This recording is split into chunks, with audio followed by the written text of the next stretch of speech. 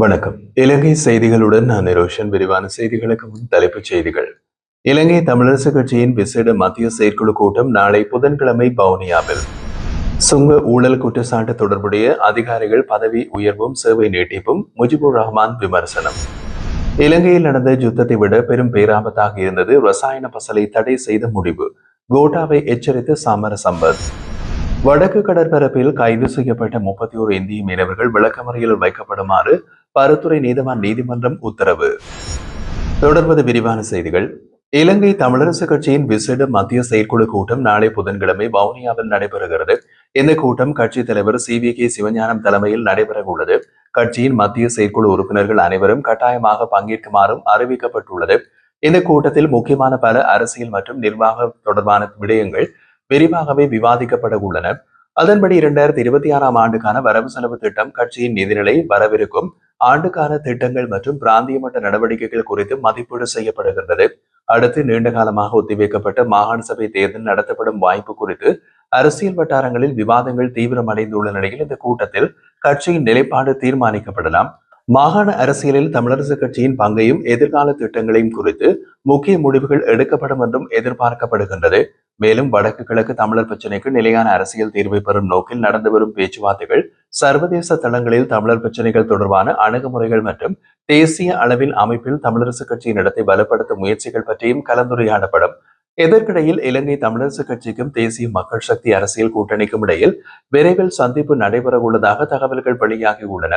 இந்த சந்திப்பு வடக்கு கிழக்கு பிரதேச அரசியல் ஒத்துழைப்புகள் மற்றும் எதிர்கால தேர்தல் புரிதல்கள் தொடர்பாக நடைபெறலாம் என்று அரசியல் வட்டாரங்கள் தெரிவிக்கின்றன. மொத்தத்தில் நாளைய வவுனியா கூட்டம் தமிழரசு கட்சியின் எதிர்கால திசை, கூட்டணி தீர்மானங்கள் மற்றும் தேர்தல் தயாரிப்புகள் தொடர்பான முக்கியமான திருப்பமாக அமையும் என்று கருதப்படுகிறது. சுங்கத்துறையில் இருந்து எந்தவித பரிசோதனையுமின்றி 309 கொள்கலன்கள் வெளியேறியதாக குற்றச்சாட்டு சுமத்தப்பட்ட அதிகாரியை ஜனாதிபதி தற்போது சுங்க திணைக்களத்தின் பணிப்பாளராக நியமித்ததோடு அவரது சேவை காலத்தையும் நீட்டிக்க நடவடிக்கை எடுக்கப்பட்டுள்ளதாக தெரிவிக்கப்படுகிறது. இது அரசு ஊழியர்கள் சார்ந்த அரசாங்கத்தின் தேர்தல் வாக்குறுதிகளுக்கு முரணானது என்று ஐக்கிய மக்கள் சக்தியின் உறுப்பினர் முஜிபுர் ரஹ்மான் தெரிவித்துள்ளார். 309 கொள்கலன்கள் விடுவிக்கப்பட்ட விவகாரத்தில் அரசாங்கம் விசாரணையை திட்டமிட்டு தாமதப்படுத்தி வருவதாக அவர் கூறினார். அவர் மேலும் தெரிவிக்கையில், சுங்கத்திலிருந்து பரிசோதனைகளின்றி 309 கொள்கலன்கள் விடுவிக்கப்பட்ட சம்பவம் தொடர்பில் ஜனாதிபதி நியமித்த விசாரணை குழு தனது அறிக்கையினை 4 மாதங்களுக்கு முன் கையளித்திருந்தாலும் அதுவரை அந்த அறிக்கை வெளியிடப்படவில்லை. இதனால் அந்த அறிக்கையினை பாராளுமன்றத்திற்கு நாங்களே சமர்ப்பித்தோம். அரசாங்கம் அதை மறுத்ததும் இல்லை. அந்த விசாரணை அறிக்கையில் சுங்க அதிகாரிகள் பலருக்கு எதிராக குற்றச்சாட்டுகள் முன்வைக்கப்பட்டிருந்தன. அதில் தற்போது பணிப்பாளராக உள்ள அதிகாரியிடம் தீவிர குற்றச்சாட்டுகள் இருந்தது. இதனை பொருட்படுத்தாமல் அவரையே ஜனாதிபதி சுங்கத்தின் தலைவராக நியமித்துள்ளார். குற்றச்சாட்டில் சிக்கிய ஒருவரை எப்படி இத்தகைய முக்கிய பதவிக்கு நியமிக்க முடியும் என்பது நியாயமான கேள்வி என்றும் அவர் வினவியுள்ளார். ஒருவருக்கு எதிராக குற்றச்சாட்டு இருந்தும் அவருக்கு பதவி உயர்வு வழங்கப்பட்டால் அது அரசாங்கத்திற்கு அவர் செய்த சேவைக்கு பரிசு என்று கருதப்படலாம். 309 கொள்கலன்கள் விடுவிக்கப்பட்டதற்காகவே அவருக்கு இந்த பதவி வழங்கப்பட்டிருக்கலாம் என்றார். மேலும் சுங்க பணிப்பாளரின் சேவை காலம் இந்த மாதம் 4ஆம் தேதியுடன் முடிவடைகின்றது. அந்த பதவிக்கு தகுதியும் அனுபவம் வாய்ந்த பலர் இருந்தாலும் ஜனாதிபதி அவரது சேவை காலத்தை மேலும் 6 மாதங்களுக்கு நீடிக்க அமைச்சரவை பத்திரம் ஒன்றை சமர்ப்பிக்க உள்ளதாகவும் தகவல்கள் வெளியாகி உள்ளது. அனுருகுமார திசாநாயக்க எதிர்க்கட்சியில் இருந்த போது இது போன்ற நியமனங்களுக்கு கடுமையான எதிர்ப்பு தெரிவித்திருந்தார். திறமைமிக்க அதிகாரிகளுக்கு வாய்ப்பு மறுக்கப்படுவதாகவும் தமது அரசாங்கம் திறமைக்கு ஏற்ப பதவிகள் வழங்கும் என்றும் கூறியிருந்தார். ஆனால் இப்போது நடந்து வருவது அதற்கு முழுமையாக முரணானது. அண்மையில் போதைப் பொருள் தொடர்பான 2 கொள்கலன்கள் கைப்பற்றப்பட்டன. அவற்றை கொண்டு வந்தவர்கள் கைது செய்யப்பட்டாலும் சுங்கத்தில் இருந்து அவை விடுவிக்கப்பட அனுமதி வழங்கிய அதிகாரிகள் மீது இதுவரை எந்தவிதமான நடவடிக்கையும் எடுக்கப்படவில்லை. அந்த அதிகாரிகள் மீது அரசாங்கம் விசாரணைகளை நடத்தவில்லை. யார் அழுத்தம் கொடுத்தார்கள்? ஏன் அரசாங்கம் இதை மறைக்கிறது என்று அவர் கேள்வி எழுப்பினார். இலங்கையில் நடந்த யுத்தத்தை விட பெரும் பேராபத்தாக இருந்தது ரசாயன பசலையை தடை செய்த முடிவு. அதனை உடனே கைவிடுங்கள், இல்லையெனில் உங்கள் பதவியும் ஆபத்துக்குள்ளாகும் என்று முதலில் நான் எச்சரித்தேன் என்று சாமர சம்பத் தசாநாயக்க தெரிவித்தார். முன்னாள் ஜனாதிபதி கோட்டாபய ராஜபக்ச ஏற்பாடு செய்திருந்த விருந்தில் சிறிதளவு மதுவின் தாக்கத்தில் இருந்த நிலையிலேயே அமைச்சர்கள் 20 பேரின் முன்னிலையில் நான் இதை நேரடியாக கூறியதாக அவர் குறிப்பிட்டார். ரத்னபுரியில் நடைபெற்றிருந்த இலங்கை சுதந்திர கட்சியின் கூட்டத்தில் உரையாற்றும் போது அவர் இந்த தகவலை வெளியிட்டுள்ளார். அவர் மேலும் கூறுகையில், அந்த நேரத்தில் விவசாய அமைச்சராக மஹிந்தானந்த அழுதுகமகே இருந்தார். இன்று அவர் சிறையில் இருக்கிறார். நான் கோட்டாபயவிடம் ரசாயன பசலையை நிறுத்துவது ஆபத்தான முடிவு என்று சொன்ன போது கோட்டாபய உடனே மஹிந்தானந்தவிடம் இது நல்ல விளைவு தரவில்லையா என்று கேட்டார். அதற்கு மஹிந்தானந்தன் நன்றாக இருக்கிறது என்றார். அப்போதே நான் பாருங்கள் என்ன நடக்கப் போகிறது என்பதை என்று எச்சரித்திருந்தேன். 1 வருடம் ஆகாமல் எல்லாமே சரிந்தது என்றார். அவர் மேலும் சுட்டிக்காட்டிய போது மக்கள் கடும் அதிருப்தியோடு 65 லட்சம் வாக்குகளை போட்டார்கள். ஆனால் அந்த அரசை வீழ்த்தியது நாங்கள் அல்ல, அவர்கள் தாங்களே தங்களுக்கான குழியை தோண்டிக் கொண்டார்கள். இப்போது அதே பாதையை தற்போதைய அரசாங்கமும் பின்பற்றுகின்றது. விவசாயிகளை, குறிப்பாக வெங்காயம் மற்றும் கிழங்கு உற்பத்தியாளர்களை அரசு முற்றிலும் புறக்கணித்துள்ளது. அவர்களை பாதுகாக்க அரசாங்கம் தவறிவிட்டது என்று சாமர சம்பத் திசாநாயக்க விமர்சித்துள்ளார்.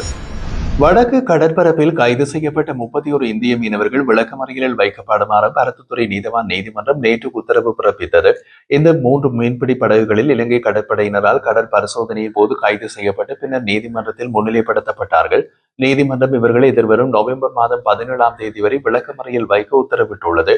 இதே நேரத்தில் இந்த சம்பவத்தில் கைது செய்யப்பட்ட மேலும் 4 இந்திய மீனவர்கள் இன்று நீதிமன்றத்தில் முன்னிலைப்படுத்தப்படுகின்றார்கள். தொடக்கத்தில் சில சந்தேகங்கள் நிலவிய காரணத்தால் அவர்கள் உடனடியாக நீதிமன்றத்தில் ஆஜராக்கப்படாமல் விசாரணைக்கு உட்படுத்தப்பட்டிருந்தனர். அந்த சந்தேகங்கள் தீர்க்கப்பட்டுள்ள நிலையில் அவர்கள் நாளைய தினம் நீதிமன்றத்தில் ஆஜராக்கப்படுவார்கள் என்று தெரிவிக்கப்பட்டது. நேற்றைய நிலவரப்படி தமிழகத்தை சேர்ந்த 74 மீனவர்கள் இலங்கை சிறைகளில் அடைக்கப்பட்டுள்ளார்கள். மேலும் கடந்த சில ஆண்டுகளாக பறிமுதல் செய்யப்பட்ட 242 மீன்பிடி படகுகள் இதுவரை மீட்கப்படவில்லை.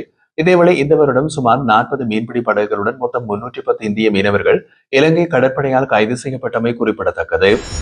நாட்டில் பரவியுள்ள போதைப்பொருள் அச்சுறுத்தலை கட்டுப்படுத்த ஜனாதிபதி அனுரகுமார திசாநாயக்க முக்கியமான தேசிய வேலை திட்டத்தை முன்னெடுத்து வரும் நிலையில் அதே அரசாங்கம் கஞ்சா வளர்ப்பதற்கு 6 நிறுவனங்களுக்கு 66 ஏக்கர் நிலம் ஒதுக்கியிருப்பது போதைப்பொருள் ஒழிப்பு நடவடிக்கையின் இரட்டை நிலைப்பாட்டை காட்டுகிறது என்று ஓமல் பி சோபித தேரர் தெரிவித்துள்ளார்.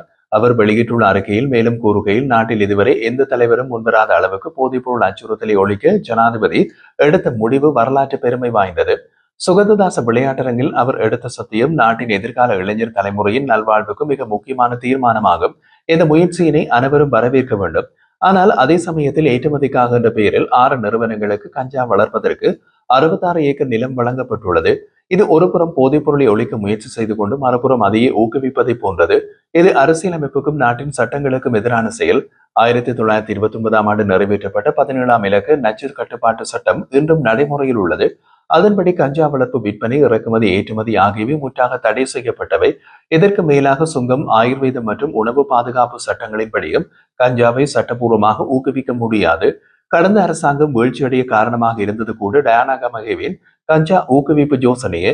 இதன்போது இந்த முடிவு தூங்கி கிடக்கும் எதிர்க்கட்சியை எழுப்பக்கூடியது. எனவே ஏற்றுமதிக்காக கஞ்சா வளர்ப்பதற்கான திட்டத்தை உடனடியாக ரத்து செய்யுமாறு மகாநாயக்க தேரர்களும் நாங்களும் சிவில் அமைப்புகளும் அரசாங்கத்திடம் வலியுறுத்துகின்றோம்.